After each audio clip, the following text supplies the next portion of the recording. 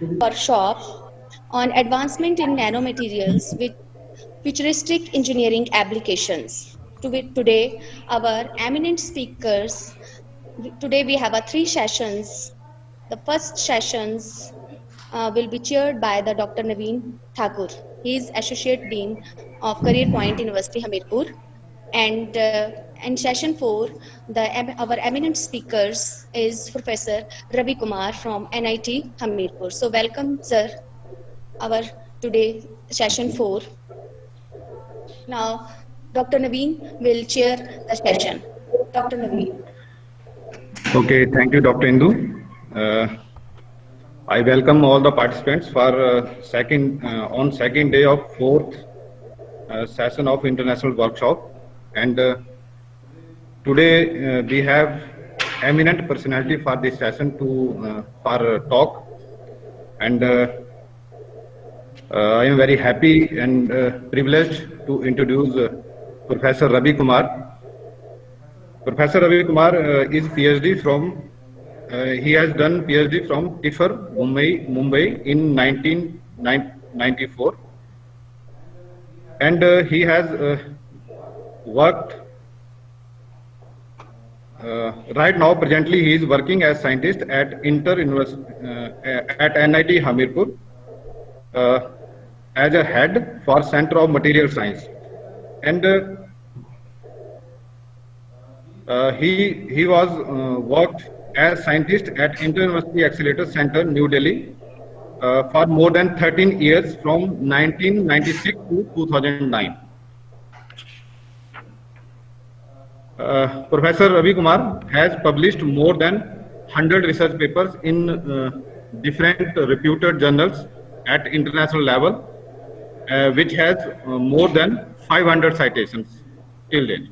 So I welcome Professor Ravi Kumar, and I hope all the participants will get great knowledge today on nanomaterials. So I hand over to the proceeding to the Professor Ravi Kumar. Sir. Thank you. Thank you, Dr. Naveen, for introduction.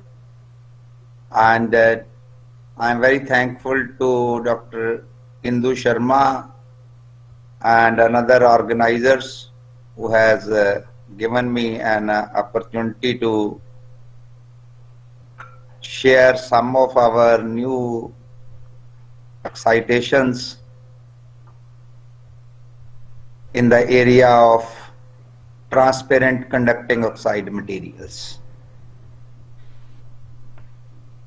And in this area, we are working from last 4 years, and we have published more than 7 research papers in this area, and leading to the real device formation of transparent conducting oxide material, starting from their material synthesization in a nano form, then in a thin film form, and leading to the devices of those type of, leading the material to be ready for the fabrication of devices.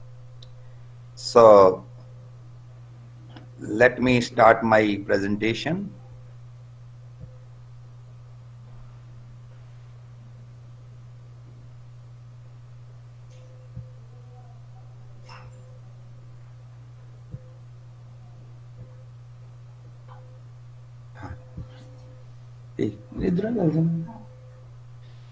So is the presentation is visible? Yes, sir, it is visible, sir. Yes, sir. Okay, okay.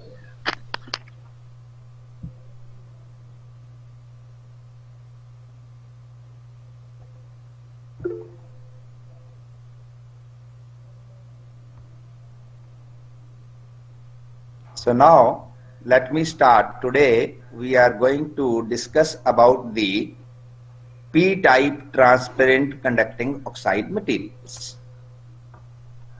In an introduction, he told I am a former head, but now I am a professor at NIT Hamirpur, Department of Material Science and Engineering. Earlier we established this as a center. Now we have a full-fledged department with B.Tech in Material Science, M.Tech in Material Science and PhD in Material Science. And today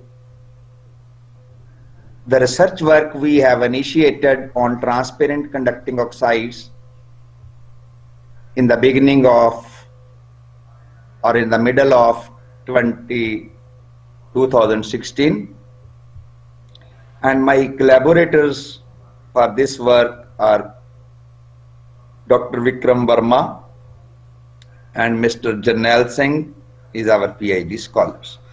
So we 3-person team has started this work. Now,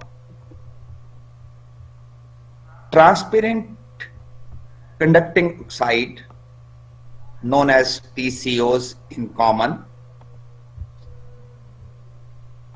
have become leading candidate for invisible electronics 1907 in the beginning.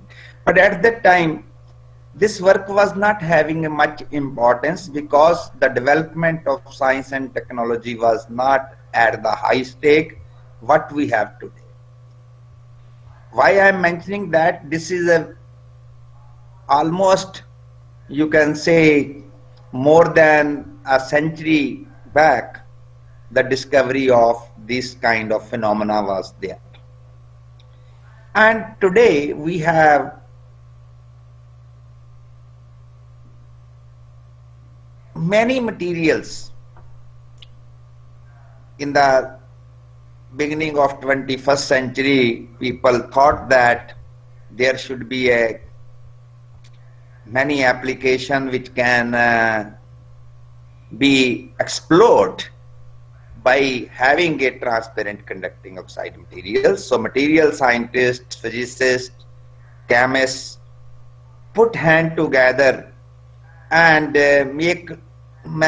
synthesize many materials which are having transparent as well as conducting properties, and they are oxide in nature. This includes the long list of the materials, but there is a problem. What is the problem? That most of the materials are N-type materials. Basically, the carriers are electron, and whenever we have to make any electronic device or which based upon the PN junction, PNP transistor, PIN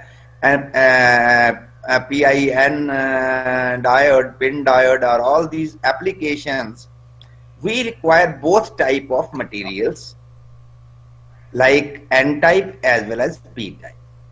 The second problem is that these two phenomena, transparency and conductivity, they are opposite to each other. Basically, for the transparency, we require a large band gap, and to get the conductivity or the metallic type of behavior, the conduction and valence band should overlap.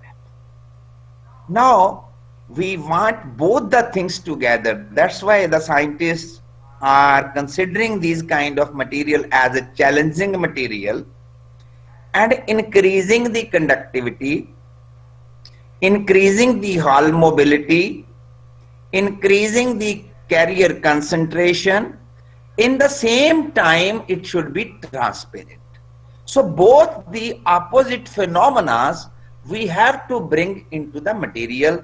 That is the challenging task.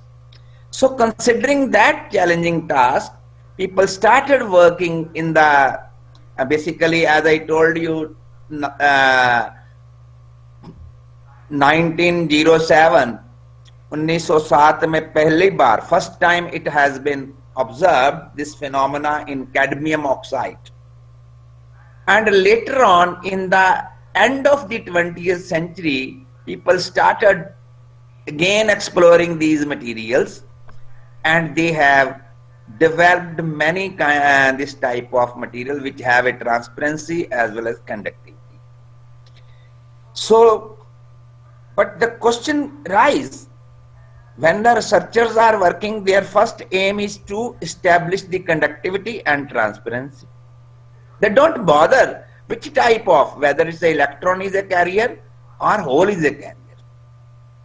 But when you have to bring that material into the application point of view, you require the material which should be N-type and P-type. Both kind of materials are required, so we can make some kind of application. But the difficulty was to make a P-type transparent conducting oxide. So many scientists are working in that direction, but success rate was not that high. And at that time, we also thought that why not we should try our luck to use our expertise in the material science and physics to make the P-type material. Now, why we want this kind of research? It has a lot of application like flat panel display, LCDs, LEDs, solar cells, invisible security circuits, smart window, touch screen. All these devices based upon these concepts are required the material, and the basic structure of the device will be like this. You have a transparent conducting coating, you have a anti-reflection coating, and then you have a N and P type ohmic contact, and silicon, some silicon substrate or some another substrate, whatever will be the suitable substrate for that. So this is the basic contact. So why we did that?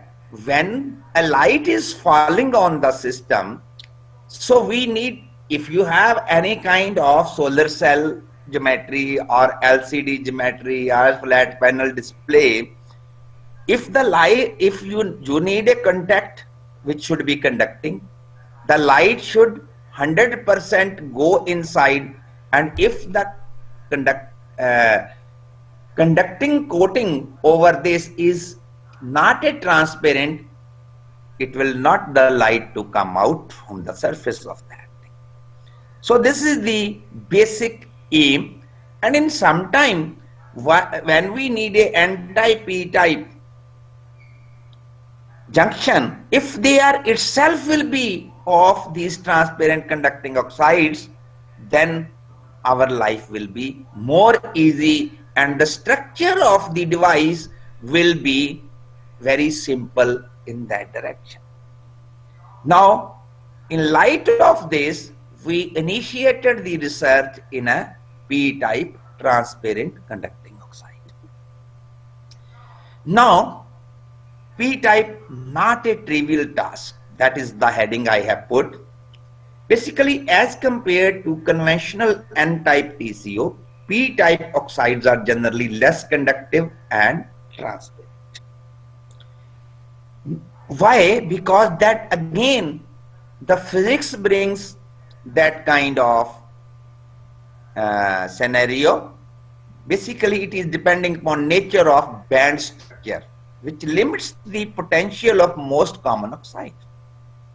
Basically, the localized oxygen 2p nature of valence band in most of the oxide make those bands very flat and lead to large hole effective mass. So basically, the P-type valence band, the holes will be localized around the oxygen, and if a positive hole is introduced by substitutional doping, that may localize on a single oxygen atom and cannot drift within the crystal lattice. even though you apply a very high electric field. So that localization we have to break down. So we want that it should not be localized and it should be drifted, it should be conducting in that fashion. How we can do that?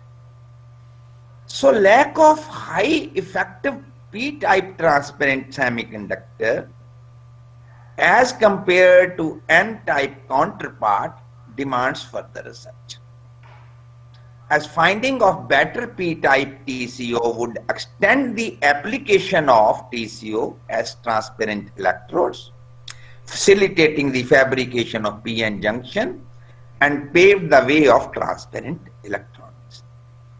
p-n junction could lead to a functional window which transmit visible portion of solar radiation, jet generates electricity by the absorption of UV light. Transparent diodes with rectifying behavior can be fabricated using TCO. For example, UV emission from diode by current injection to the PN heterojunction at room temperature has already been reported. Now, what is the origin? Basically, SATO has initiated the research of p-type conducting oxide using a simple nickel oxide material.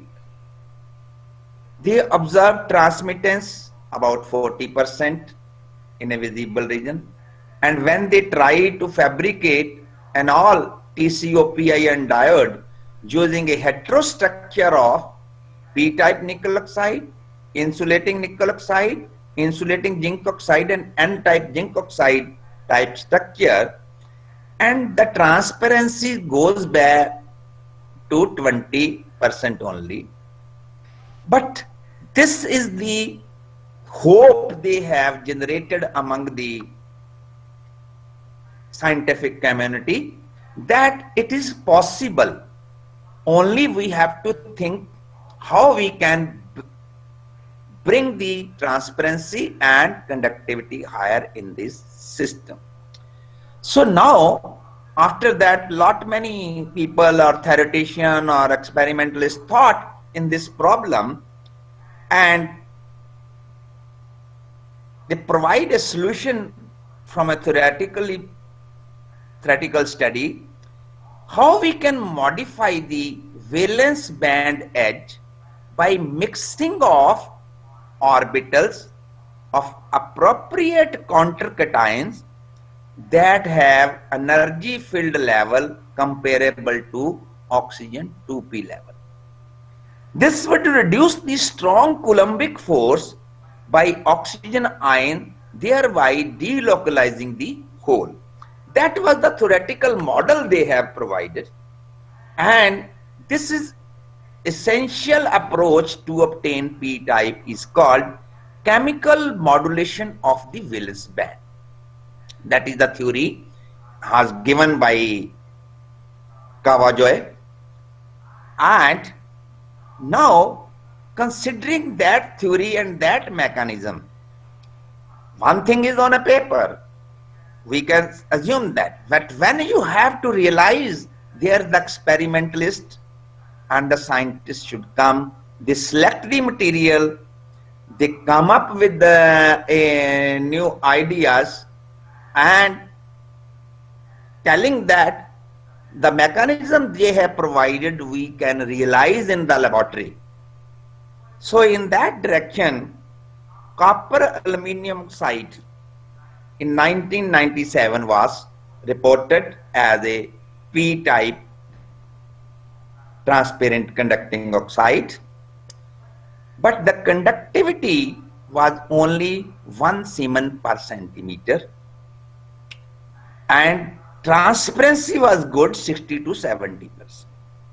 Now question is that much conductivity is good enough to realize the device or not?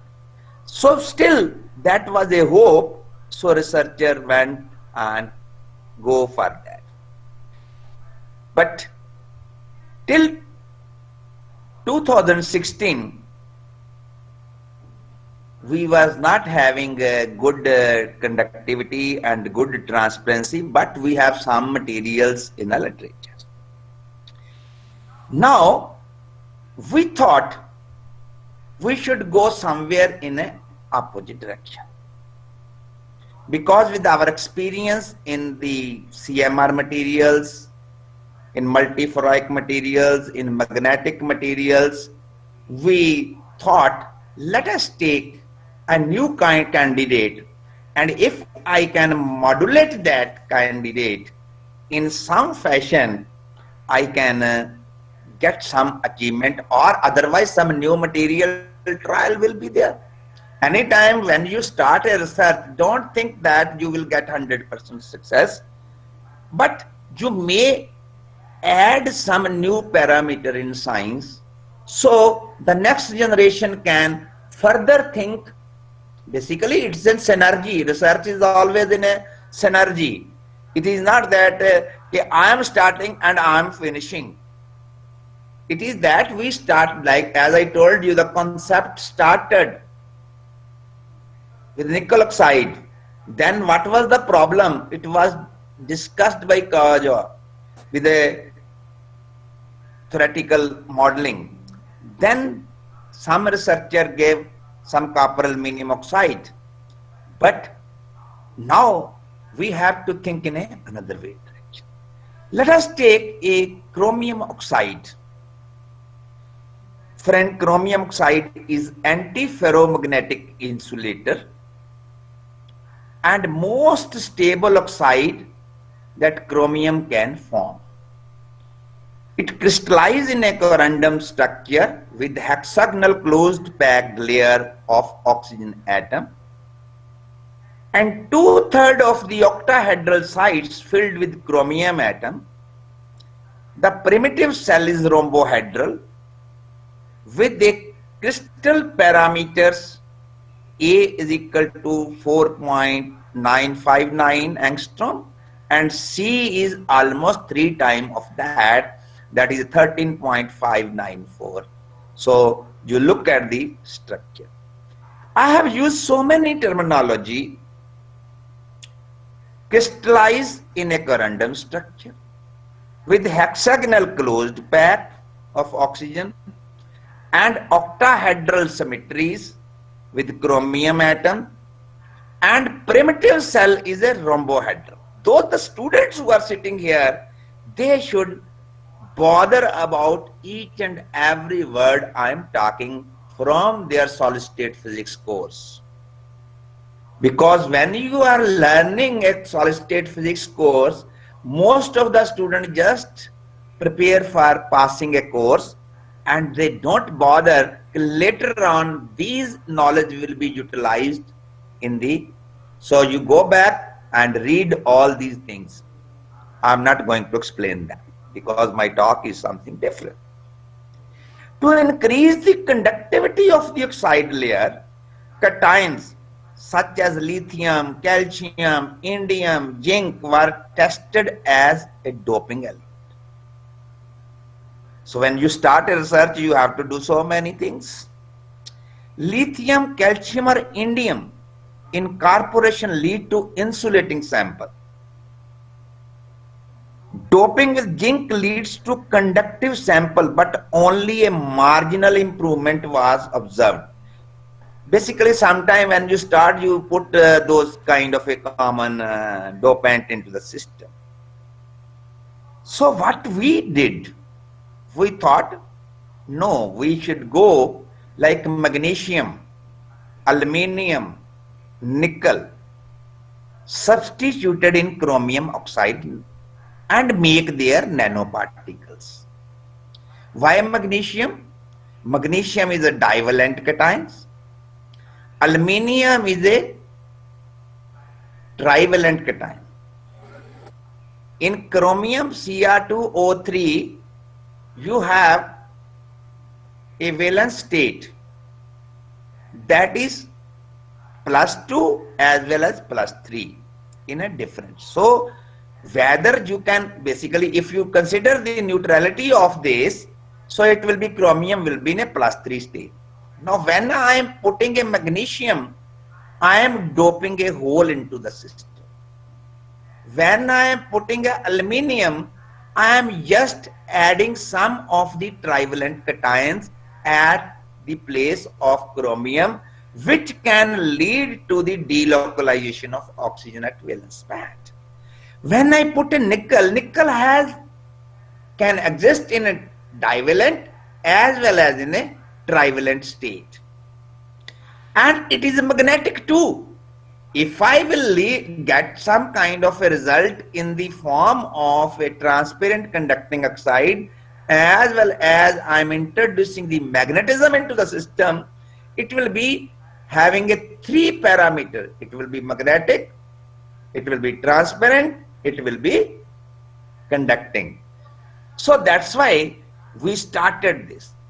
And friends, we are making the nanoparticle of these material in a very simple fashion using co-precipitation method, which is a very cheap and best method in a laboratory.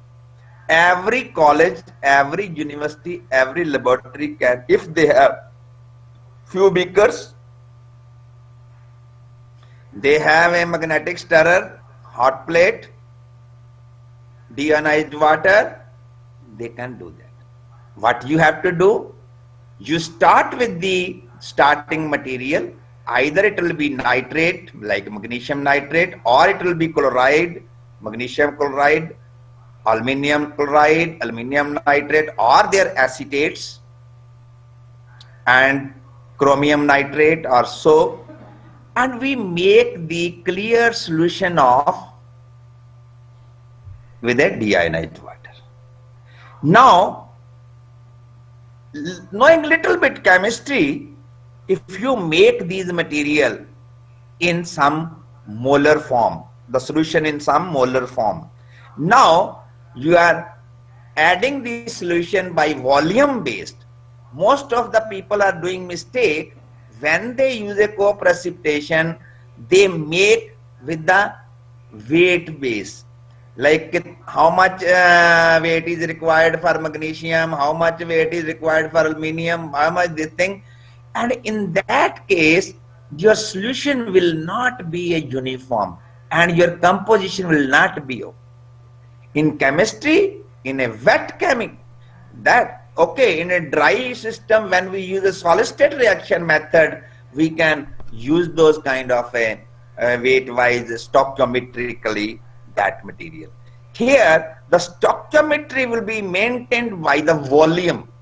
So you make a, let us say you take a molar solution of a chromium chloride, 1 molar solution of a nickel chloride, 1 molar solution of magnesium, or this molar solution. Now when you are substituting, how much volume is required for this, how much volume is required. That way the homogeneity of your solution will be there. And then you take a solution, it is the acidic. Now you add some kind of a base, either ammonium hydroxide, sodium chloride, or so, drop by drop, and maintain some pH value to get the nanoparticles of that. So that's what we did. So we prepared the nanoparticles. Next question comes, let us characterize the nanoparticle. Whether we are getting a single phase or some magnesium oxide is floating somewhere, aluminium oxide is floating somewhere, nickel has some another phase, chromium oxide is somewhere. So it means that my material didn't form. So how we can check that? So we can characterize them using X-ray diffraction.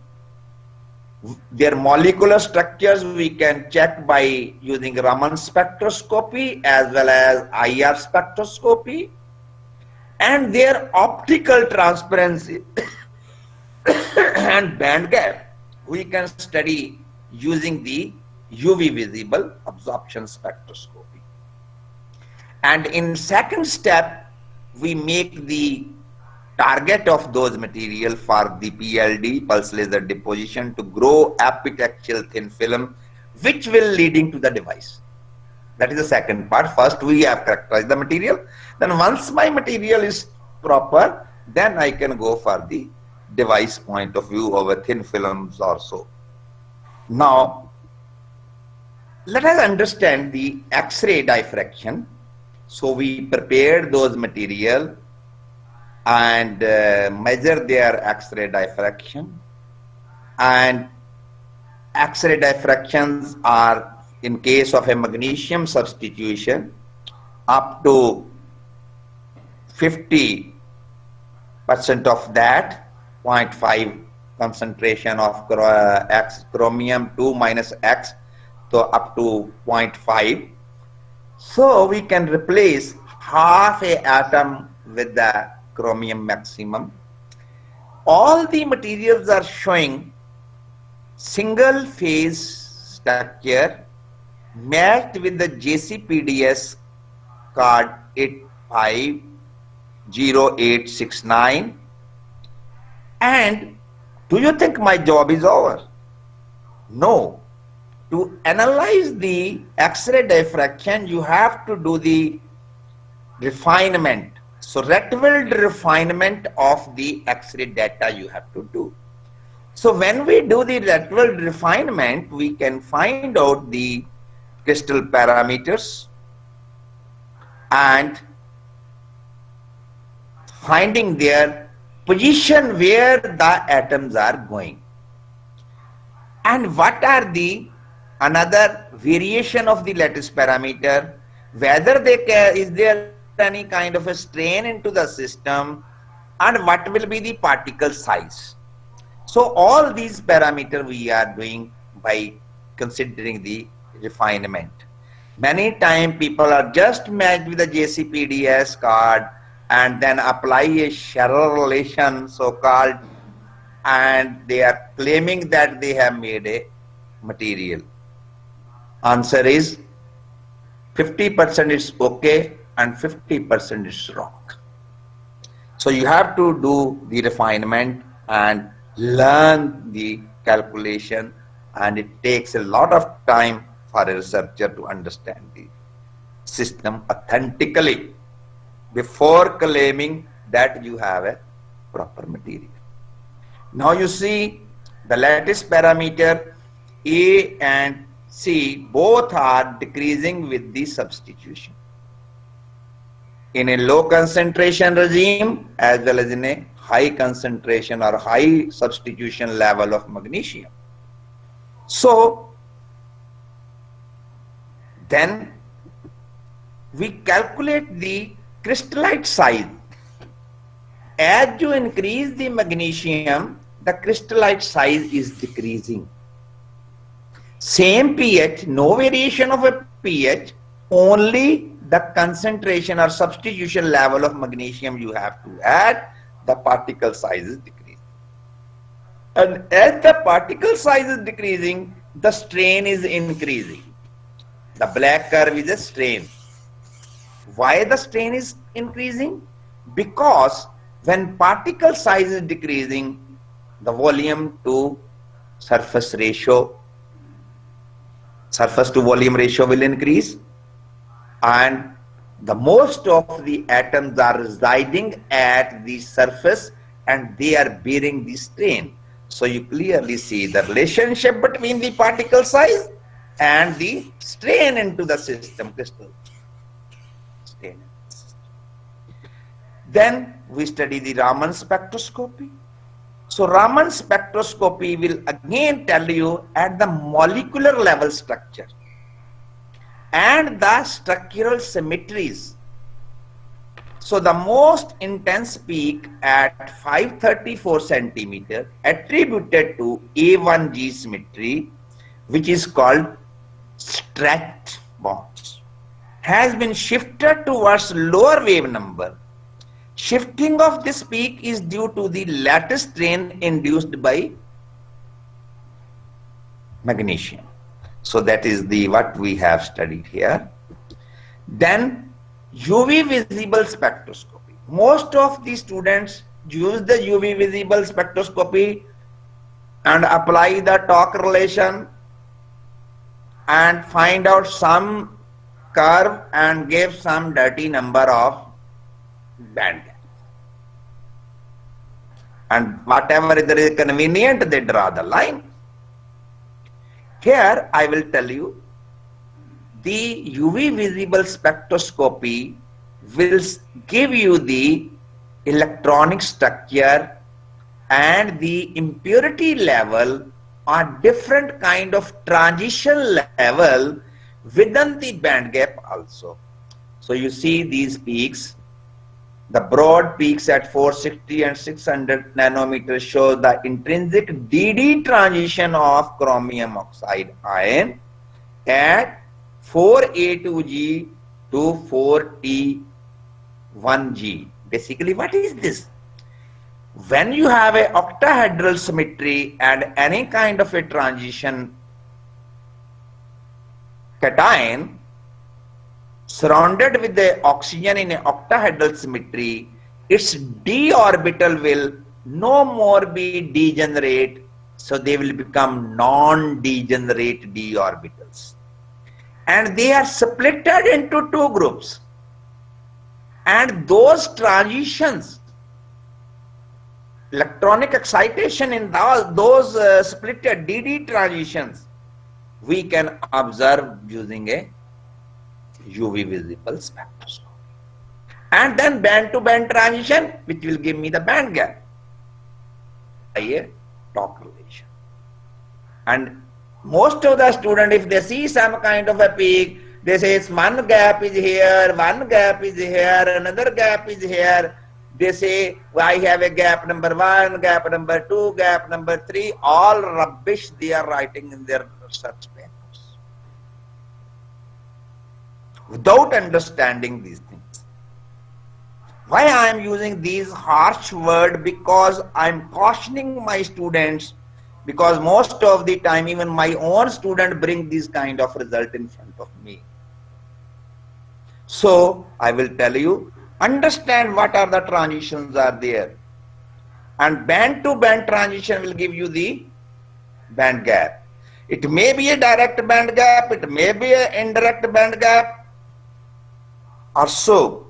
So those kind of analysis we have to do. Then same story we did with the aluminium. It's going very nicely. Similar kind of result we are seeing in an aluminium case also. It means this. Raman is also same. Stretching is there, strain is there, band gap is changing, these transition levels are observed. Now, let us come to the story of a nickel. Nickel is playing a very crucial role. When nickel is in a low concentration, like X is equal to 0.05 up to, it is showing a single phase. As soon as you go to 0.1, 0.2, 0.3, 0.4, 0.5, it is no more a single phase. Then what is this? So we characterize these phases. One is called basic chromium oxide rhombohedral phase. Another phase is a spinel phase, which is nickel chromium 2O4 with space group FD3M, which is a spinel structure. So now I have a two category of material, up to which they are single phase, up to which they are multiple phase. So you have two phase system. Now, friends, it is a very interesting to analyze this. We did again the Rietveld analysis, not only the single phase by considering the two phase structure at X is equal to 1, 0.1, 0.2, 0.3, 0.4, 0.5 level, and we see that the lattice parameter, where the mixed phase is there is a no systematic variation. When the lattice parameter, when in this phase, is again not having a system. So we have to select the material where they are single phase. So we see how much phase of chromium as this phase is growing, spinel is growing, the chromium oxide phase is decreasing with the increase of concentration. That also you can do all these kind of analysis for understanding and so. Then Raman, again, in a low concentration, they are following the similar kind of behavior. In a high concentration, you have a spinel phase and you get a different kind of modes in this.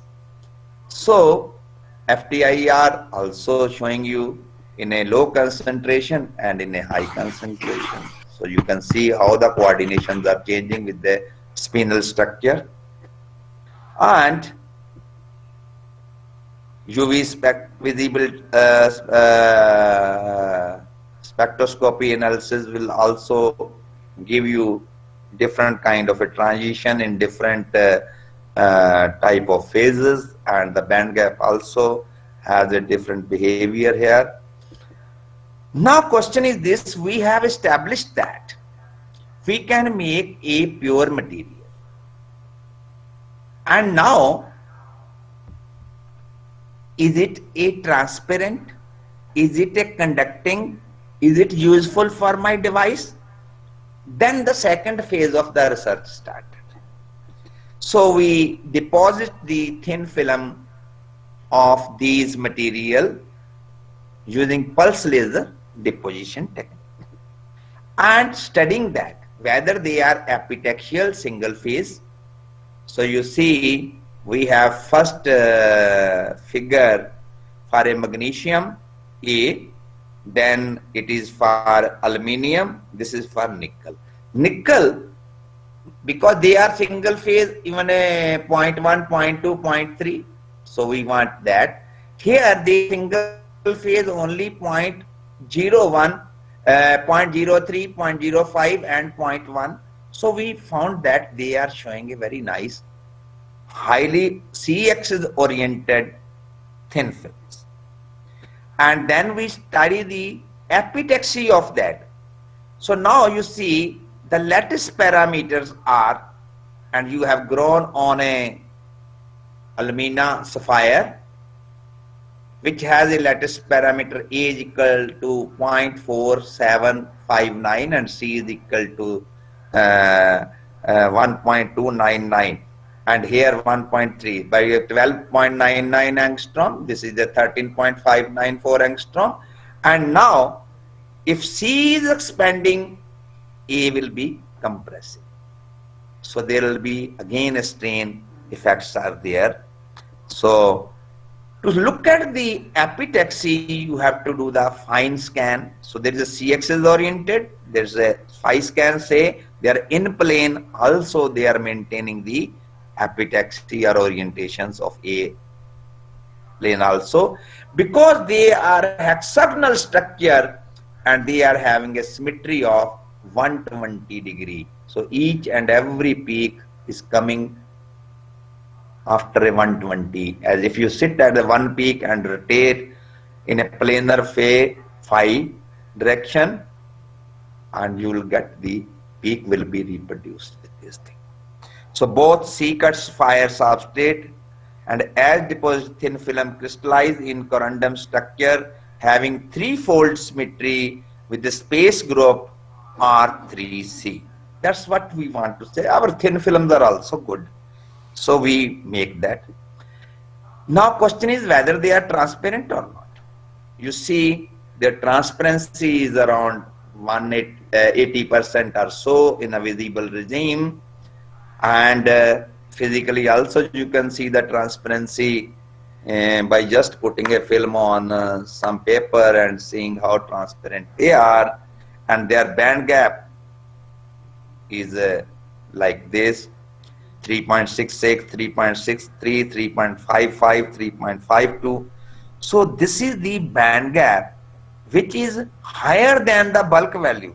Why? Because the system is under strain. Now take aluminium.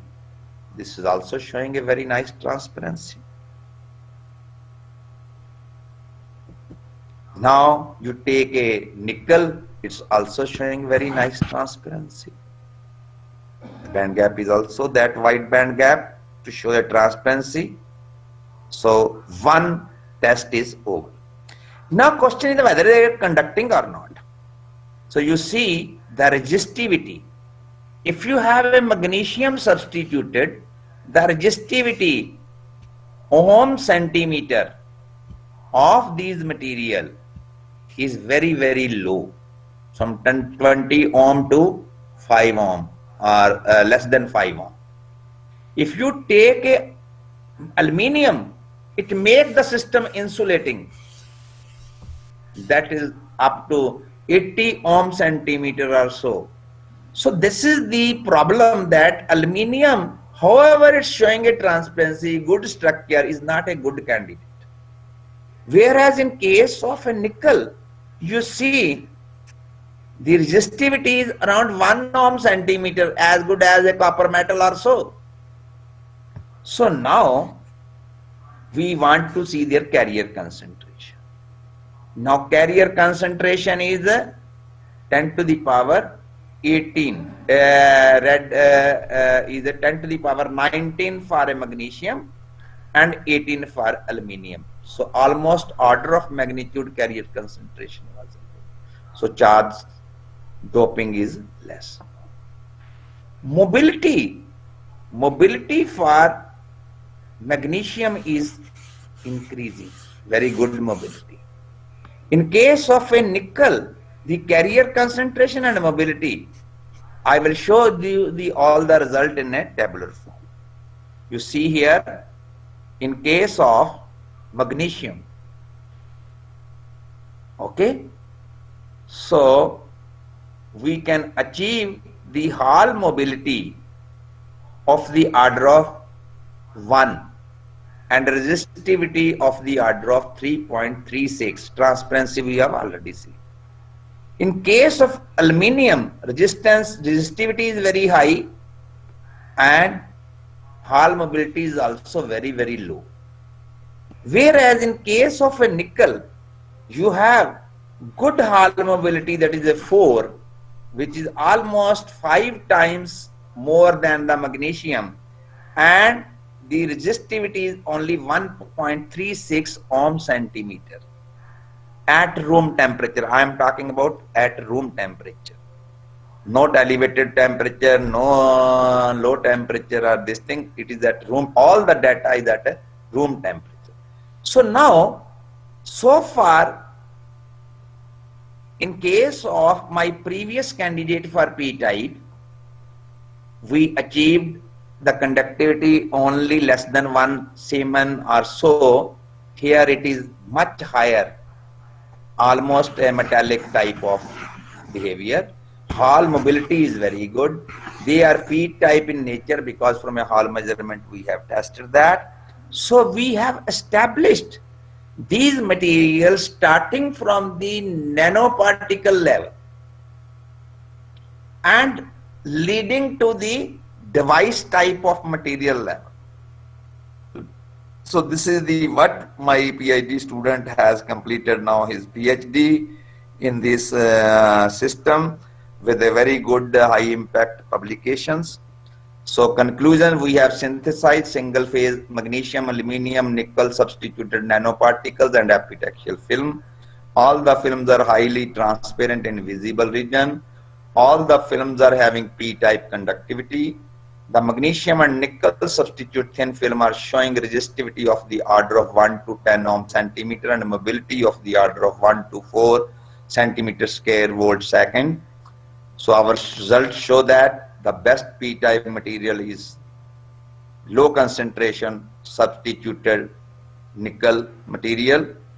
Finally, we have demonstrated the stable and best p-type transparent conducting oxide material for the application. Thank you very much for your kind attention. Any question, any doubt? Thank you, sir. We have 2 queries from the Yes. audience. Yes. Ms. Anu, please ask your question. Shall I come to your slide? stop and then I will. Okay, sir. Dr. Monica, are you there? Dr. Now. Monica.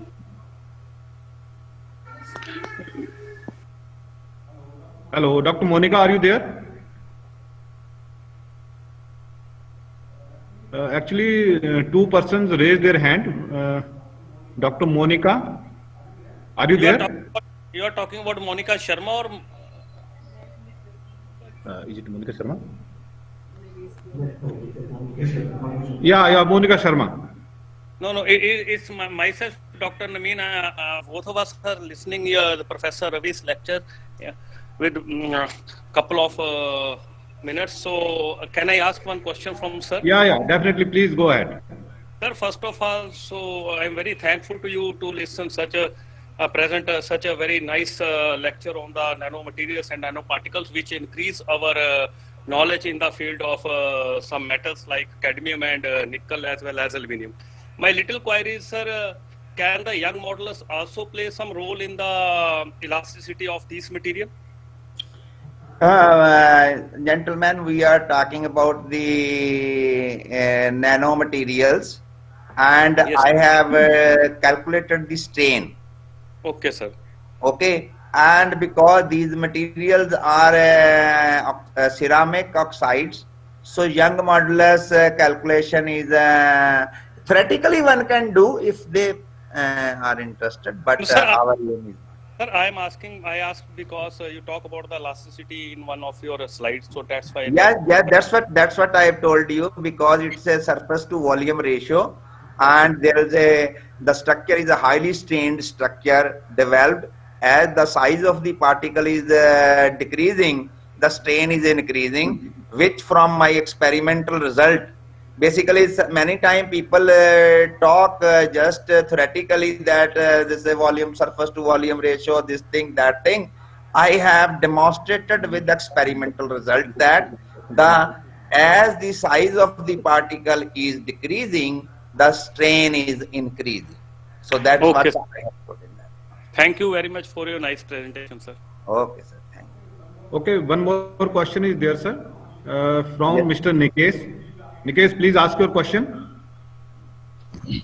Sir, basically, I want to know that if we are using a basic sample that you have using the chromium oxide, and we are taking the different concentration of doping elements. So, sir, why there is a variation in the band gap of that? Yes. What is a band gap? Basically, let us understand. You have a valence band and you have a conduction band. When I am doping something, basically I am introducing the impurity levels either as a acceptor or as a donor. So when I put the acceptor and a donor as a impurity level, which will be lying in between the band gap, and with the change in the size of the particle, the narrowing of the band gap is also possible. So there is a theoretical relation for that, and how these kind of localized states or localized impurity levels are introducing, they will also reduce the band gap of the system. Thank you, sir. Thank you, sir. Okay. Any other question?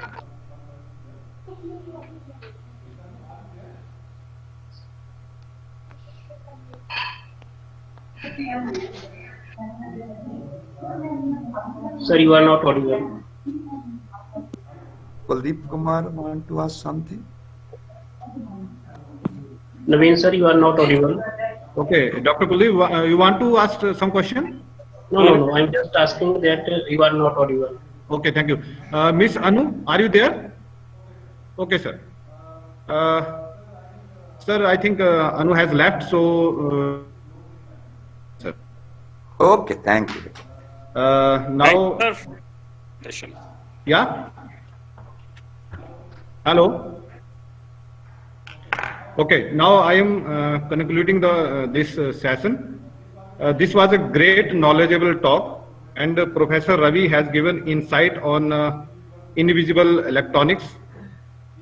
He has discussed P-type transparent conducting oxides in detail.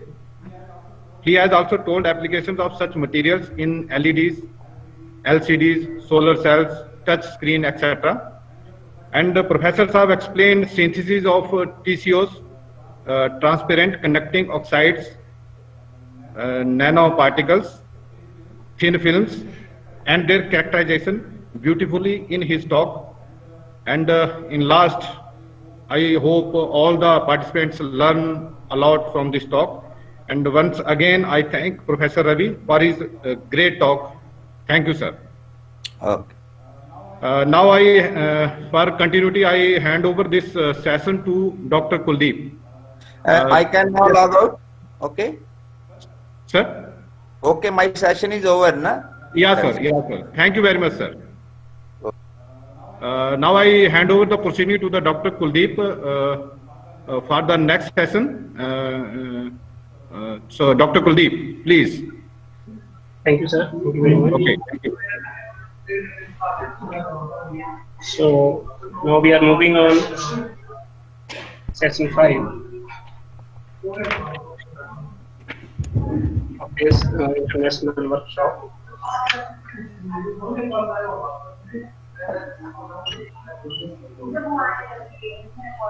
For this session, we have an expert from Amity University, Gurgaon, Professor Dr. Atul Kumar.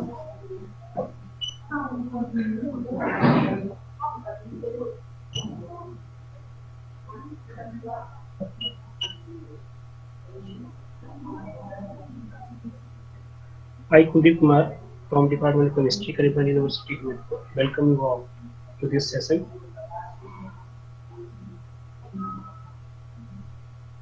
And it gives me immense pleasure to introduce and welcome Dr. Atul Thakur, who is currently working as professor and director at Amity University, Gurgaon. A postdoctorate from France and Taiwan. Dr. Thakur is an alumnus of Himachal Pradesh University, Shimla, and research is his passion, and his fields of interest for research are nanoscience and nanotechnology. With his vast international exposure as a visiting scientist and as a postdoctorate researcher, has more than 17 years of research as well as teaching experience in the field of nanotechnology and material science.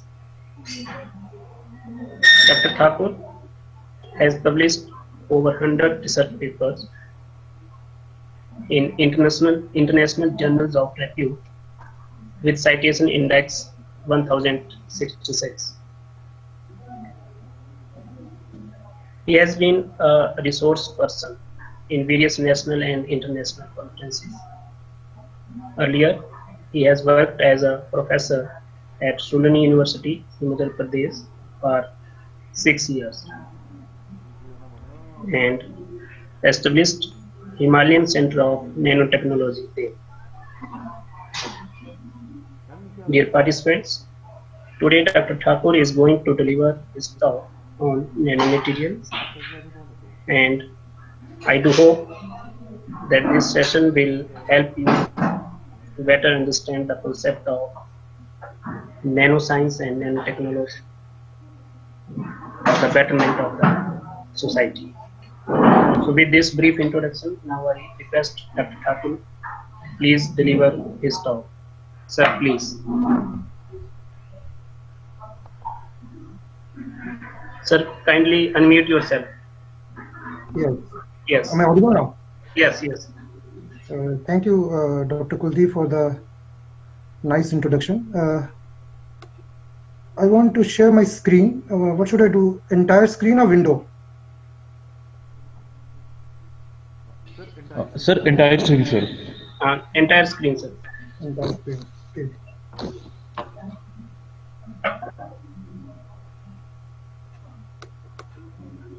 So, is it visible? No, sir. Right now it is not visible.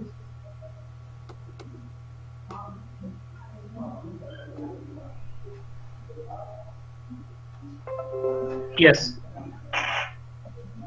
Now it is visible, sir. But not visible to me. Just hold on. Now just open your presentation, sir.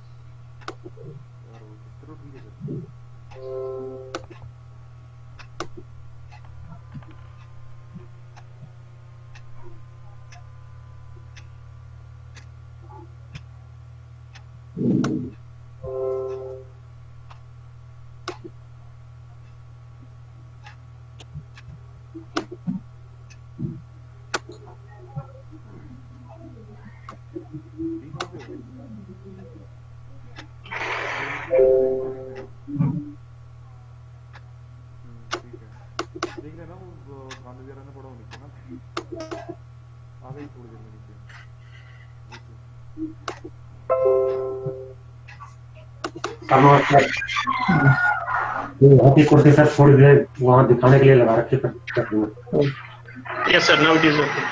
Okay. Just click on slide show, sir. Full screen. It's okay. Yes, sir. Okay, sir. So, thank you very much for inviting me for this international conference. I want to thank Dr. Shilpi, Dr. Indu, Manish. They are in touch with me, and they have invited me to deliver a talk on nanotechnology on this in this particular conference. So here, nanotechnology at MIT University, Haryana, we are working in different fields like ferrites, and there are multiple applications. Nanomaterial for water purification, nanostructures for cosmetics, nanomaterial for green energy, DNA biosensor, and diamond and carbon nanomaterials. So we have national collaborators from India, international collaborators from France, Taiwan, UK, Japan, Russia, Brazil. And these are the projects which are going in our research center presently. Water analysis and treatment by using nanotechnology. And ये वाली slide देख. Huh? No. I'm sorry. My phone was not. Please be muted. Okay. Yes, sir. So these are the three currently running projects in our group. Our students are also doing some wonders in research, like Deepak Kala, he got startup project from MIT, development of rapid point of care system for diagnosis of COVID. And another PhD student, Shilpa Taneja, she got first prize in innovation, which is organized by Association of Indian University. And she has developed a revolutionary hydroelectric cell that can generate electricity from water. So currently, the work which I'm going to present is done in collaboration with the non-university, Dr. Monica Sharma. So I requested her to join this particular session. This venture is a collaborative venture. There were, different collaborators: Monica Sharma, Dr. Preeti, Professor Pedro, Dr. Nikhil Valla from Japan and UK. So all these people, they work on this wonderful project, and we came out with some good results. So this is the outline of my talk. Now, we have different areas of research, as I discussed, like ferrite for multiple applications, for microwave application, high frequency application, radar absorbing materials, water purification, antenna miniaturization, sensor application, metamaterial, and agriculture applications. So these are some of the shapes of ferrites that we can prepare from the powders which we synthesize in our lab. And these all products, they're usable in one or other electronic device. In every electronic device, either it's your mobile, charger, light tube, TV screen, everywhere these components are used. So talking about nanotechnology acts as a toolbox. Like, it's like a toolbox. You think about, what activity you want to do. You can choose from that toolbox, and you can apply those nanomaterial in the desired field. And it provides the nanometric sized building blocks. Basically, nanotechnology, we're dealing with the nanoparticles below range 100 nanometer, but even 100 nanometer is 0.1 micron.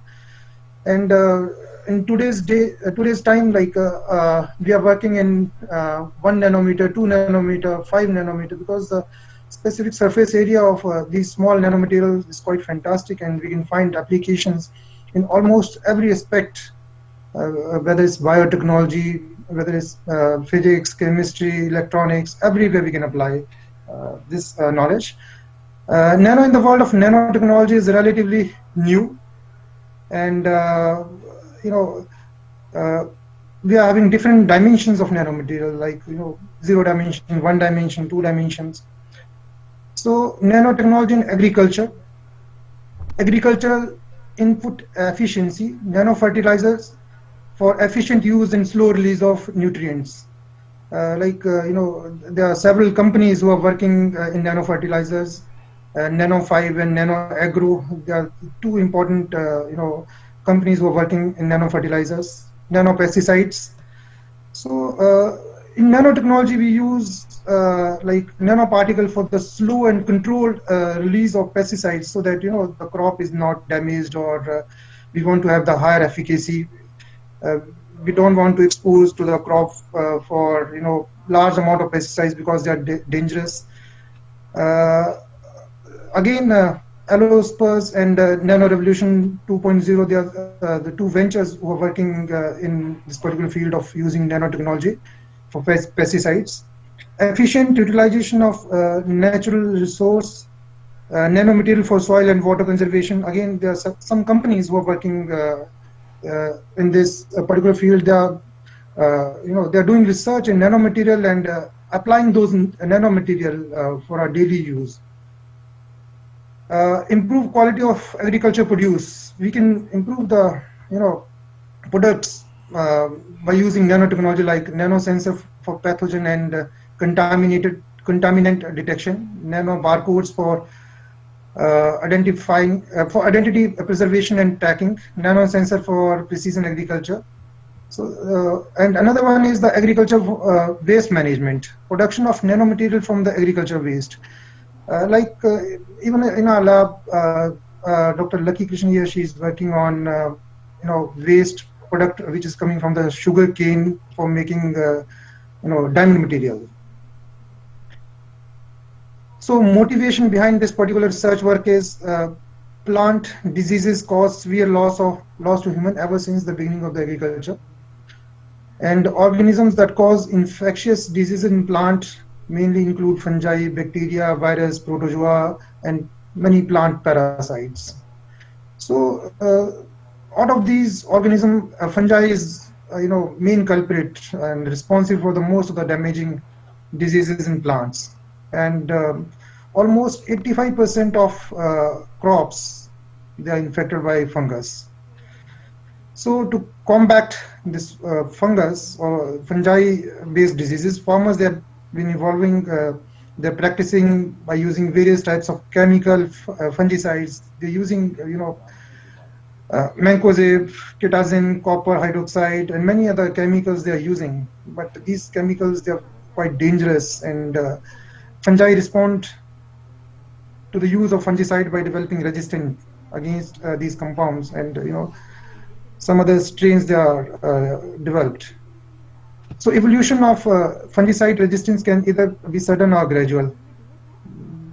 It can take place, sometime at once, and sometime with passes of time, and consequently, farmers either use combination of more than one fungicide, or sometimes multiple fungicides they're using, and excessive use is always dangerous, and this can lead to damaged crop or to reduce the fungicide remaining in the plants, and uh, even we eat them when we when we are consuming, so some of which are harmful to the human health. Therefore, with the growing demand to the control pathogens, especially fungi, there's an urgent need to tackle the excessive uses of fungicides by finding less harmful alternative. So sometimes there's a need of like 1 gram of fungicide, and we are putting in crops like 50 gram or 100 gram. That is quite dangerous. So these fungicides, they penetrate deep inside the plant, and when the fruit or the crop will come out, and we eat those crops, the effects are very fatal.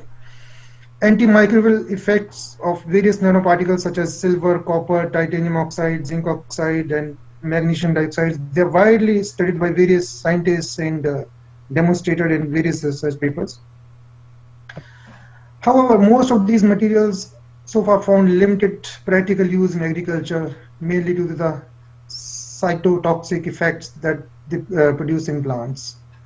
While nanoparticles kill pathogens or the diseased plant cells, they also induce a risk of damaging the normal cells of the plant. So they're not only killing the harmful cells, they're also killing the normal cells. For practical applications, the use of nanoparticles as pesticide will be preferable only if nanoparticles are selective in killing the pathogens, like select for one pathogen, one nanoparticle, without damaging the plant. So this work is jointly done by our team from Noni University, led by Dr. Monica, Dr. Nikhil Bhala from University of Ulster. He was earlier in Japan. Now he is assistant professor in University of Ulster, along with his supervisor, Professor Pedro. So we have chosen 3 fungi: Fusarium oxysporum, and Collectotrichum, Domatospora, Necatrix. So these are the 3 fungi which we have taken to study the effect of our developed nanoparticles. So we have made the nanoparticles of ferrites, basically. What are ferrites now? Ferrites are mixed metal oxides with iron 3 oxide as one of the main components. These are all iron-based components with the general formula Fe3O4, and we can take out some component and we can dope with some other elements like nickel, cobalt, cadmium, arsenic. No doubt they are harmful if they are used like single entity, but if we make a ferrite is a stable and not a toxic compound. Though known to exist since last hundreds of years, but real research in the field of nanoferrites started at the end of First World War, when people they started using fighter planes, and research was based upon developing new radar absorbing materials. Then major research work on ferrites has started. So extensively, these ferrites are used for core material for inductances, transformers in telecommunication industry. Even one of the component where we are using these ferrites is to reduce the size of antenna. We were working on this particular project to reduce the size of patch antenna by using nanoferrites, and we were quite successful in reducing the size by 5 times. If the time will allow, probably I'll show you some slides on this also. And then audio, video recording heads, memory devices, digital tapes. As I told, like these ferrites, they are almost used in everyday electrical or electronic gadgets we use in our daily life. So these are very important, class of materials. And once we are working in the, miniaturized version of these ferrites, nanoferrites. So they're found to be wondrous product, and we are finding plenty of applications multiple applications. Like we think about a particular field, like we can use these ferrites for gas sensing application, hydrogen gas sensor applications. Like again, I told recently we have developed hydroelectric cell based upon yttrium iron garnet, where we can put a few drops of water, and water will split into hydrogen and oxygen, and we can collect the electricity.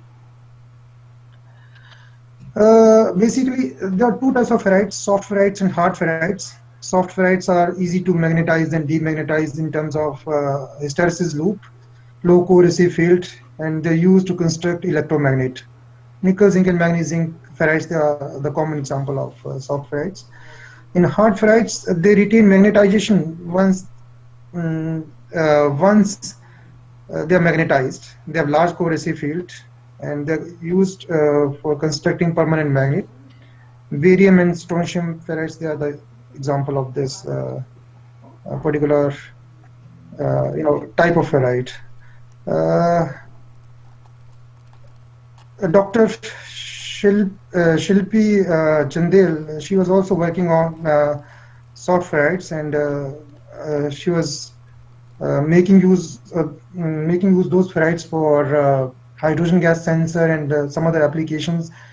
She was also working on bismuth ferrite, as far as I remember. She was doing a PhD in agro. Synthesis of ferrites, again, there are two, as I told, like there are two types of ferrites: bulk and nano. Bulk, it will come under top-down approach. Solid-state reaction technique is adopted for preparing bulk ferrites, and temperature of reaction is quite high, beyond 1000 degree, and particle size is not so fine, and chances of getting impurity is high in this particular technique. And in bottom-up approach, where we combine all the chemicals in water, and we grow those nanoparticles of ferrites. So the general techniques are citrate precursor, co-precipitation, sol gel, reverse micelle. There are plenty of techniques, like all chemical-based techniques, they will come under a bottom-up approach. I generally prefer this bottom-up approach because we found the particle prepared by using these particular techniques, they are homogeneous, uniform sized, stoichiometric. We're getting the best composition, and moreover, we can reproduce the nanoparticles by using these techniques. So, for preparing nickel and cobalt ferrite, which we use for disease management in plant, we use the co-precipitation techniques. Nickel and cobalt chloride along with iron chloride, they were taken in this stoichiometric ratio. And hello? Yes, sir. Yes. Yes, sir. Please be muted in the talk. Deepika, please be muted.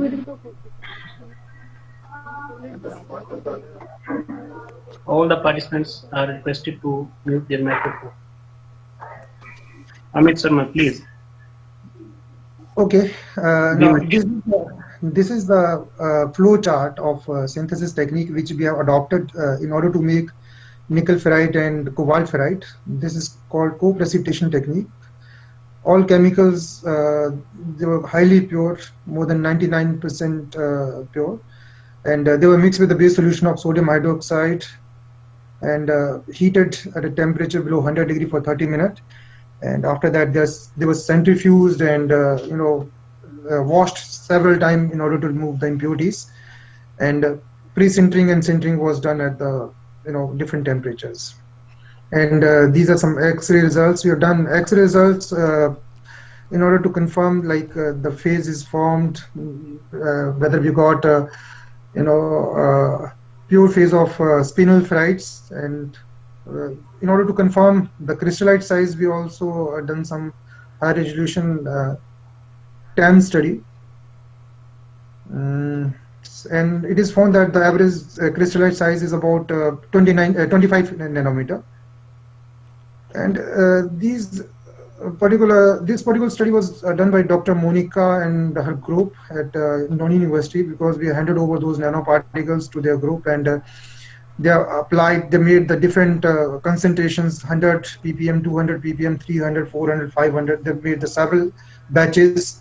A chessboard type of structure was made where, along x-axis, concentration was moved, varied from 100 ppm to 500 ppm, and along the y-axis, you can see the different pathogenic fungi: Collectotrichum gliosporides, Dermatophora nectrix, Fusarium oxysporum. These three pathogenic fungi, they were taken, and they were exposed to the different concentration of nanoparticles. And it was found that concentration of 500 ppm was more suitable in order to get rid of these fungi. And another application was made of nickel ferrite for all these three types of pathogenic fungi. And again, we were surprised to see, the growth inhibition was more than 80% for Collectotrichum gliosporides, and 93% and 89% even for the other fungi. And results were very fantastic, and these results were presented in a very good journal which is called Global Challenges, and these results were published, and we were fortunate to have our research. In later slide, I'll show you the cover page also. So these were some in vitro and in vivo study were also made on capsicum. Here we can see three pots. Right hand side we can see capsicum which is not treated with nickel ferrite or cobalt ferrite, and the plants, they died, as we can see. And in between these plants, they are treated with the nickel ferrite nanoparticles, and left hand side, the particles which were used, they were cobalt ferrites, and we are surprised to see the results in vivo and in vitro. They were quite good and interesting results. So evaluation of cobalt ferrite and nickel ferrite nanoparticle under pot culture, they were also calculated and demonstrated, and they were found to be very fantastic. These are some batch experiments they were performed for all the three fungi. So in conclusion, discovery and development of novel fungicides is important to combat the newly emerging resistant strains of pathogenic fungi. And the present study show that cobalt ferrite and nickel ferrite, they are quite useful against Fusarium oxysporum, Collectotrichum gliosporides, and Dermatophora nectrix. In addition, present study also demonstrate the nanoparticles of nickel and cobalt ferrite have potential to reduce the disease incidence of Fusarium wilt of capsicum and could be used for its management. And results at micro and macro level suggest that the nanoparticles of cobalt and nickel ferrite could be used as an effective fungicide for plant disease management. So there are several challenges. If we have produced the nanoparticles, we have demonstrated in vitro and in vivo. We have tested them in vitro and in vivo. Now, if we want to commercialize those nanomaterials so that they can be used by the farmers, the plus point is these nanomaterials, they are not very expensive as compared to the chemicals which farmers they are using. They are quite harmful, toxic in nature. So comparatively, these nanomaterials, they are non-toxic in nature. They are not expensive in nature, and we can reduce the dose even by using these nanomaterials. Now, there are several challenges, like regulatory guidelines are still evolving. We don't have some specific set of regulatory guidelines like other industries they are having. In nanotechnology, particular, we don't have regulatory guidelines. no standardized protocol for toxicity testing, because the toxicity standard of nanomaterial would be different than the bulk materials. Long gestation period, cost of equipment, etc. There are several, limitations, because no doubt nanotechnology is very old science, but we are not having sophisticated instruments to check whether the particular crystallite size is in nanometric range or in bulk range. So the equipments, they're very costly. Like you talk about XRD, you talk about SCM, you talk about vector network analyzer, you talk about TEM. They're very expensive, beyond 1 crore. So scale of operation agriculture pose a different set of challenges when compared to the nanotechnology application in another industries, because this particular field is directly impacting the health of human.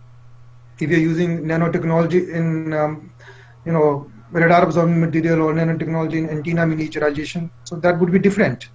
But here, nanotechnology, we are using directly on agriculture. So if something bad will happen, so there will be different set of challenges in technology transfer to the industry. Like we have done these experiments at the lab scale, and we were quite happy the lab scale. But how to transfer this particular technology to industry? How they are going to make nanomaterials by using chemical co-precipitation technique at large scale? Are they getting the same set of results, or the results would vary? Because these are certain challenges. Corporate and venture capitalist investment in nanotechnology in agriculture is still very nascent, because because of these challenges, and public acceptance risks. These are something which we call challenging we are facing in commercialization of our recently developed technology, and we are also filed patent based upon this particular research. So way forward and certain recommendation, like we should have certain protocols. Government should also do something like infrastructure, industry cluster model, nanotech parks. These are certain suggestions like we have given in our DST presentation. And these are two important research articles which we came based upon this research. One is in Global Challenges, and another one recently came in October 2020, Nanostructure and Nano Objects. And this is the cover page of the journal, which is based upon our research. Like you can see here, plant, if it is on the top, if it is not treated with the nanoparticles, so what will happen? You can see it will get damaged. And below, the plant is treated with the nanoparticles, so it can fight against fungus, and we can revive that plant. Thank you for your attention. Dr. Kuldeep, Yes, sir. Yes, sir. Is it okay, or am I having time?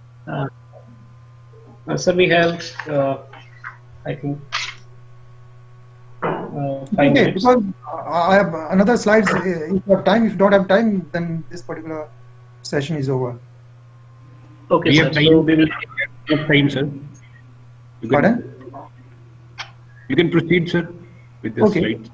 Okay. So I'll show quickly some of the slides. Are you able to see the slides? Yes, sir. Yes. Okay. So quickly, I'm telling you about another application of ferrite for antenna miniaturization by using nanoferrites. Quickly, we are using this particular patch antenna, because these patch antennas are used by military and civilian aerospace application. They are low cost, GPS based handheld devices, cell phone Bluetooth based devices. So antenna reduction is, this is the demand. We are having big sized phone, because once we are moving from 2G, 3G, 4G, now 5G, the frequency range is increasing. We are going from megahertz towards gigahertz. So as we are going from megahertz towards gigahertz, the size of the antenna is increasing. If the size of antenna is increasing, obviously the size of mobile phone is also increasing. And it's very difficult to handle big size phones. So we are reducing the size of antenna, because once we are able to reduce the size of antenna, we can reduce the size of device. So conventionally, this is the microstrip patch antenna. We can see the metallic patch on the dielectric substrate. So there are three parameters: patch size, shape, feeding method, substrate parameters. Patch size, patch is basically we use copper patch over the dielectric substrate. So substrate parameter, they are the most important: permeability, permittivity, and thickness. They play a very crucial role in designing the antenna. Permittivity and thickness is widely explored by many researchers. People, they talk, if you increase the permittivity, we can reduce the size. But now this thing is overcome, or you can say the different perspective is given. Like if we can also include permeability part, we can do wonders.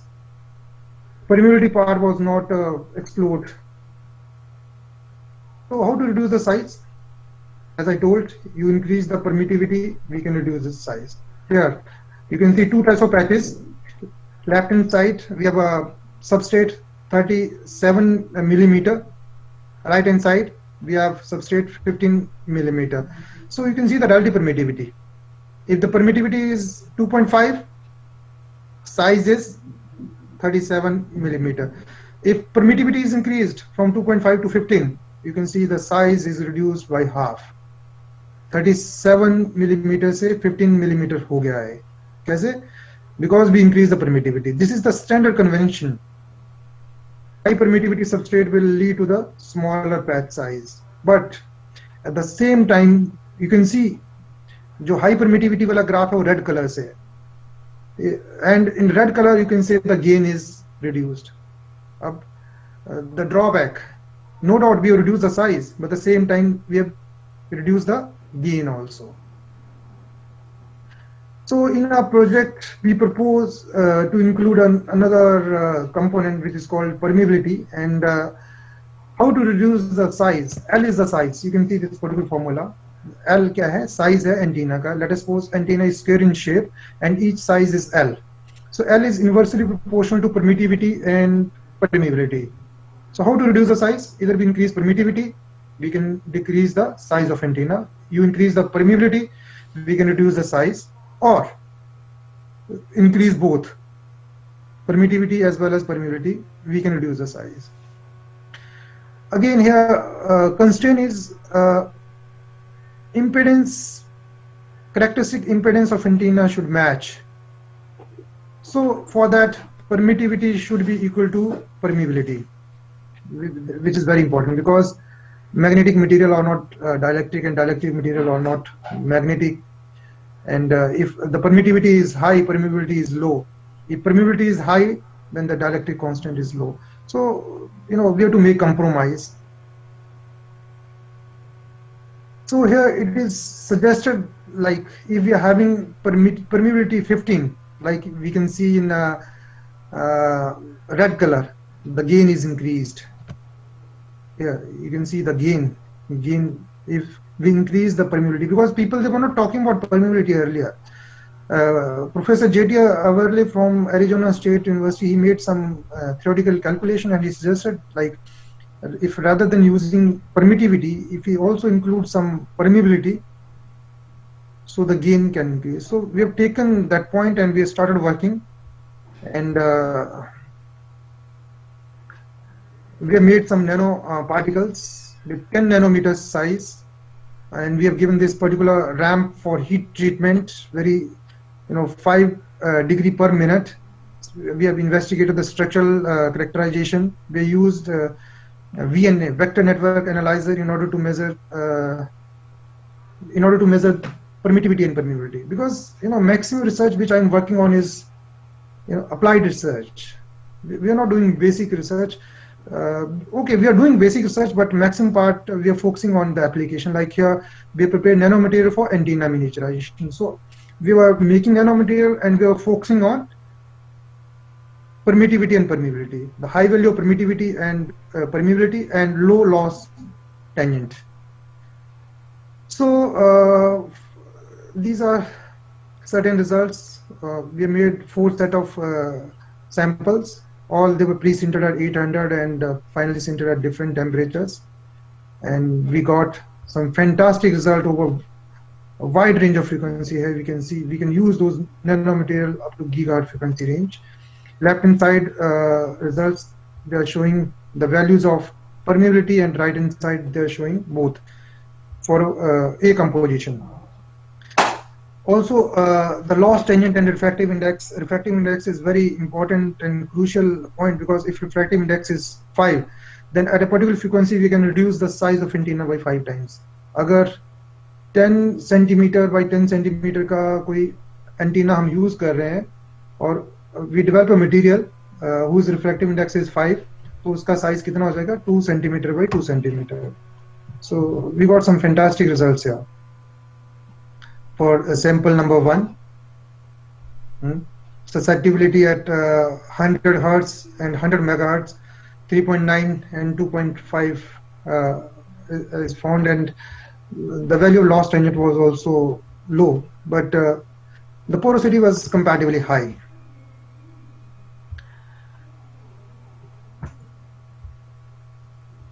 Okay, but in all 4 samples, Globus law was obeyed. Globus law is product of susceptibility, that is mu minus 1 into resonance frequency. It was found to be almost constant, 6.05, 6.1, 6.08, 6.13. So we have predicted like this particular material, which is based on nickel and zinc. It's quite useful. And another series was made. So quickly I can show you the results. You can see the sample number 1. Sample pre-sintered at 800 and the final sintered 950. So here we got matching value of permittivity and permeability. If you are able to get like 4.81 and 4.88, almost same. So close to 5. So we can reduce the size of antenna at a particular frequency, like at 400 megahertz by 5 times.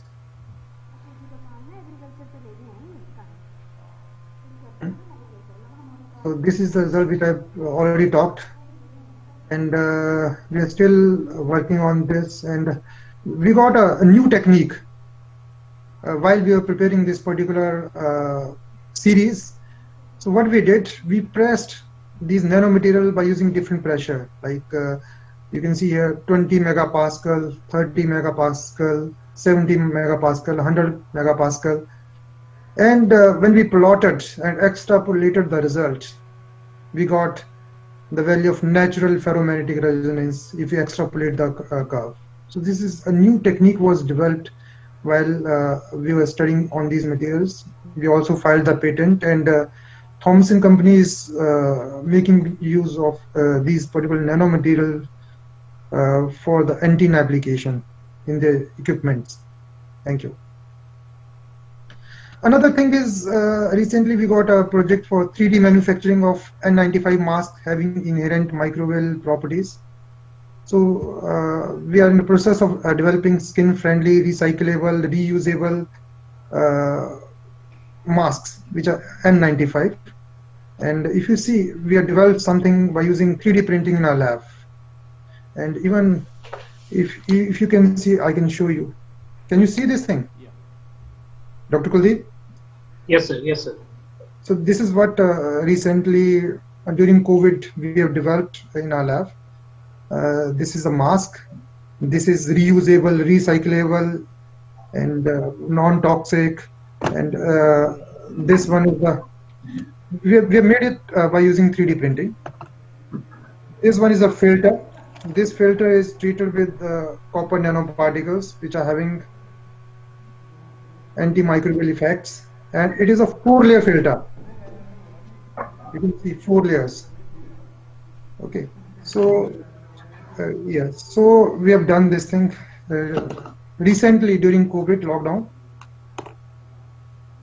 and we got a project basically from MITI, Ministry of Electronics and Information Technology, for developing these particular masks. And we got plenty of publication, more than 25 during COVID. Again, there's a cover page.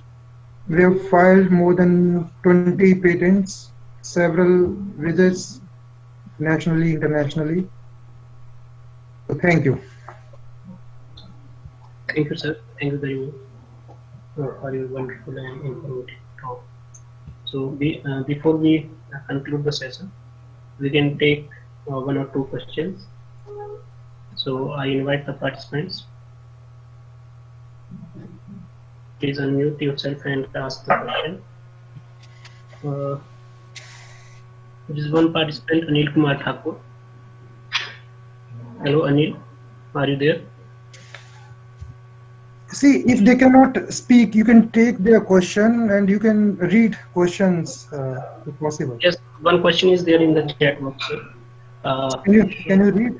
Yes, Anil Kumar is saying that how do you ensure the purity of chemicals used in the initial sampling stage? Purity is written on the box. It's very simple. Like once you purchase the chemical, you have to choose whether you're purchasing 90%, 80% purity, because higher the purity, more expensive will be the chemical. Nothing to do with the research. So, any other question from the participant? Yes, there is one more question in the chat box. What is the 3D printing material used for mask? I have shown we used two types of materials. I think they've not seen it, because in mask basically one is fragile part and another one is hard part. So we have used polyurethane, TPU, thermoplastic polyurethane, which is flexible part, and another one is used PLA, polylactic acid.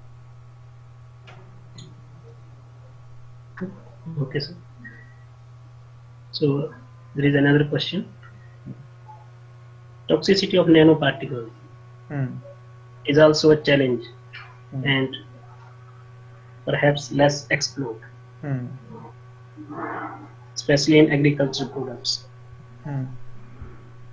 Because standard protocols are not still defined, like, toxicity of bulk material, all protocols, they are defined. This is the limit for using particular bulk material. But for nanomaterial guidelines, they're still evolving. Yes, sir. Dr. Monica is there? Dr. Monica Sharma? Yes, I'm there, sir. She can answer in a better way regarding the toxicity.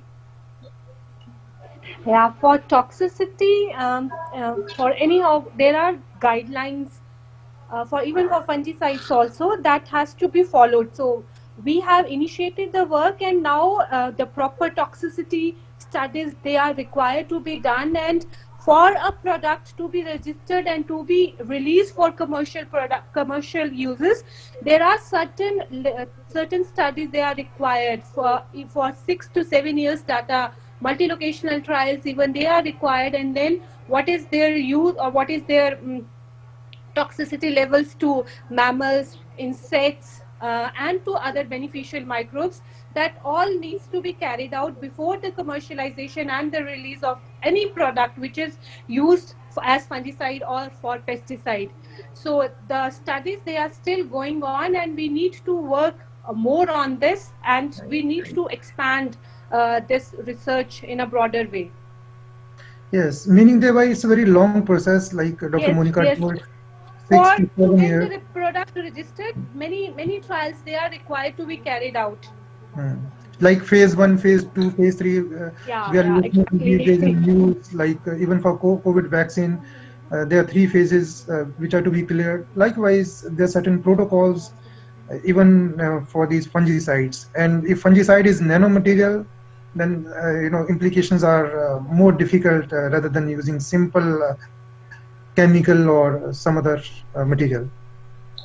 Right, sir. And yeah, these nanoparticles, they had potential, and even at lower doses they are useful. So that is why it is an upcoming field, and it is, no doubt, it is a challenging field, but it is a promising field, and we are hopeful that the studies in future that will definitely give us good products. There are some fertilizers which are being tested and which are being released also, many fertilizers which are nano based. So in those studies has been completed, and for pesticides or for fungicides also similar studies they are going on, and after the confirmation of the results, definitely that will be done. So I hope question is answered. Dr. Monica Sharma is my collaborator on this particular topic. So I have requested her to join because she's working on this particular aspect, in vitro and in vivo application of nanomaterials, and she has done very wonderful job. Still, we are working on different copper and other nanomaterial for applications in plants. Right, sir. Thank you. There's one more question. What is the level of nano size of the mask pores? Yes, so good question, because we have started this project recently, about 1 month back, and we purchased one nano printer, one nano scanner, and they're different sized. You can see here, this one is treated with the nanomaterial. Sir, it is not visible. Yes, sir. This one is, you can see, slight goldish, yellowish in color. This one is treated with the copper nanoparticle solution. And we got 3 more layers. One layer is perfumed, another is, in order to keep the layer safe, 0.2 micron layer. Then another one is, simple, which will not allow other layers to, wet with the saliva. And this one will be the outside. So basically here, the inner one is 0.1 micron.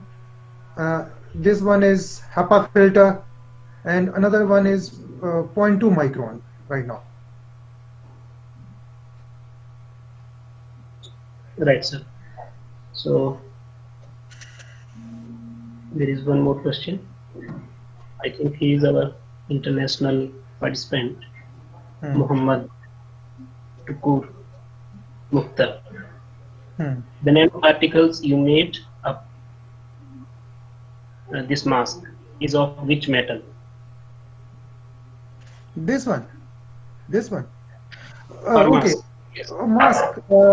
I told you about TPU, and we have put some silver and copper nanomaterials. We made a composite so that this particular mask will also have some, antimicrobial properties. Okay, and this particular is treated with the copper nanomaterial solution. Okay, I think question is answered. So, could nanotechnology be helpful for cryogenic materials? Yes, why not? Everywhere. You think about any field, nanotechnology is used. Even you start eating your food in the morning, your parents are asking you to chew it, chaba chaba ke khao. So that also comes under nanotechnology. Grinding. If you chew the food, what will happen? You are breaking the bonds and you're getting more energy. So nanotechnology is used everywhere. You think about any field, and the nanotechnology is applicable. Sir, thank you, sir. So, in conclusion, I must say that Dr. Atul has explained each and everything in a very simple manner. He has started with the nanotechnology, then applications of nanofertilizers, nanosensors to improve the quality of the agricultural products. Then the sir explained in a very simple manner about ferrites and applications of ferrites, types of ferrites, synthesis of ferrites. There are different types of synthesis. Then sir explained about their synthesized products like nickel and cobalt ferrites and their applications for different plant pathogenic fungi. In vivo as well in vitro studies were done for capsicum. Then in conclusion, sir has emphasized on that the synthesized nickel and cobalt ferrites are very useful, have been proved very useful against many studied plant pathogens. And moreover, these nanoparticles are non-toxic, non-expensive as compared to many other conventional pesticides or fungicides. Then sir also give highlights on challenges and recommendations of use of nanoparticles for the agricultural point of view. And lastly, sir explained how to reduce the size of antenna by involving the permeability and permittivity. Then sir has also shared with us the reusable and recyclable mask they got by 3D printing. So with this, I would like to thank Professor Atul Thakur. Dr. Kuldeep, thank you very much. But I couldn't see Dr. Indu, Dr. Shilpi, Munish. Are they participating or they're behind the scene? Yes, Madam Indu is there. Thank you, sir. Thank you. Thank you, sir. Thank you, sir. And Shilpi? Shilpi is there. Well, sir. She's admitted in hospital. So. Okay, great to see. Munish is also there, huh? Munish is there. Yes, sir. Yes, sir. How are you? Good? Okay, sir. Thank you, sir. Okay. So we have Thank many you, sir. students here. Shilpi has done a PhD in our group, and Munish was also doing some research project in his masters. Yes, sir. Yes. Okay, good. Great to see you there. Okay, sir. Thank you, sir. Actually, we are also quite busy in NAC accreditation. Next week, a team is visiting us for accreditation of NAC. So I'm sorry I couldn't join the inaugural function, even though I have to rush for this particular talk right now. Again, I'll go to the meeting now. Okay, sir. Thank you, sir, for your knowledgeable and impressive talk and sparing time for us. Always. Thank you, always. sir. Thank you, Dr. Thakur and Dr. Kuldeep Kumar. Thank you, sir. The next speaker for session 6 of day 2 is Professor Dr. V.S. Rangra. He is currently working as a professor at HP University Shimla. He is alumnus of Himachal Pradesh University Shimla. His research passions are in the field of nanoscience and nanotechnology. With his vast international exposure and as a researcher, his teaching experience in this field of nanotechnology and material science, we will evolve a healthy knowledge contribution from him. He has also published research papers in international journals of repute, and he has been a resource person in various national and international conferences. Professor V.S. Rangra ji.